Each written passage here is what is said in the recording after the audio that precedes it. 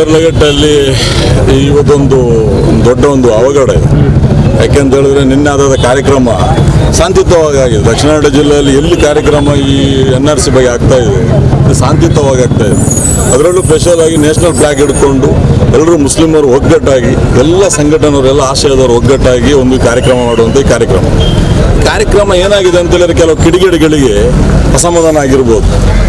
ಈ ಮುಸಲ್ಮಾನರು ಎಲ್ಲ ಒಟ್ಟಾಗಿ ಎಲ್ಲ ಸಂಘಟನೆ ಒಟ್ಟಾಗಿ ಎಲ್ಲ ಆಶಯ ಒಟ್ಟಾಗಿ ಕಾರ್ಯಕ್ರಮ ಅದು ನ್ಯಾಷನಲ್ ಫ್ಲಾಗ್ ಹಿಡ್ಕೊಂಡು ಮಾಡೋದಂದ್ರೆ ನಾವು ಆಜಾದಿ ಹೋರಾಟ ಮಾಡ್ದಂಗೆ ಆಗಿದೆ. ಅದನ್ನ ನೋಡ್ಬಿಟ್ಟು ಸಹಿಸ್ಲಿಕ್ಕೆ ಆಗೋದಿಲ್ಲ, ಕೆಲವು ಕಿಡಿಗೇಡಿಗಳಿಗೆ ಸಹಿಸ್ಲಿಕ್ಕೆ ಆಗೋದಿಲ್ಲ ನಾನು ಭಾವಿಸ್ತೀನಿ. ನಾವು ಇಂಡಿಯನ್ ಫ್ಲಾಗ್ ಹಿಡ್ಕೊಂಡು ನಾವು ಈ ಕಾರ್ಯಕ್ರಮ ಮಾಡೋದನ್ನ ನೋಡ್ಲಿಕ್ಕೆ ಸಹಿಸಕ್ಕೆ ಆಗದೆ ಇದನ್ನ ವಿಟರ್ನ್ ಮಾಡಬೇಕು ಅಂತೇಳಿ ಇಂಥ ಕಿಡಿಗೇಡಿಗಳು ಮಾಡಿರ್ಬೋದು. ಇದು ಬಿಡಿ, ನಮಗೂ ಬೆಂಕಿ ಕೊಟ್ಟರು ನಾವು ವಿಟರ್ನ್ ಆಗೋದಿಲ್ಲ.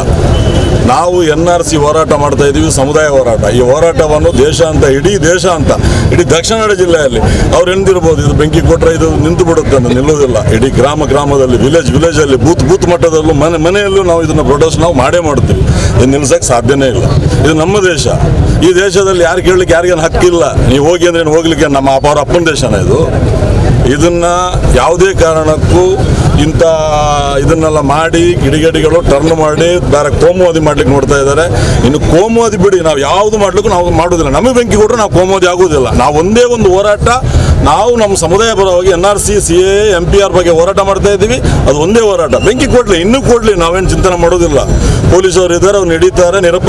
ಅದು ಏನು ಕುಲಂಕುಷವಾಗಿ ತನಿಖೆ ಆಗುತ್ತೆ. ಅಪರಾಧಿನ ಒಳಗಾಕಿ, ನಿರಪರಾಧಿಗಳನ್ನು ಒಳಗಾಕಬೇಡಿ ಯಾರನ್ನು. ಯಾಕೆ ಅಂದರೆ ಮೊನ್ನೆ ನಿರಪರಾಧಿಗಳನ್ನ ತುಂಬ ಜನ ಒಳಗಾಕಿದ್ದಾರೆ. ಮದುವೆ ಕಾರ್ಡ್ಗೆ ಹೋದವ್ರನ್ನ ಒಳಗಾಕಿದ್ದಾರೆ, ಟಿಟೋರಿಗೆ ಹೋದವ್ರನ್ನ ಒಳಗಾಕಿದ್ದಾರೆ. ಹಂಗೆ ಮಾಡಬೇಡಿ. ಅಪರಾಧಿ ಯಾರು ಅಂತೇಳಿ ಕುಲಂಕುಷವಾಗಿ ತನಿಖೆ ಮಾಡಿ ಅವ್ರಿಗೆ ಶಿಕ್ಷೆ ಕೊಡಿ.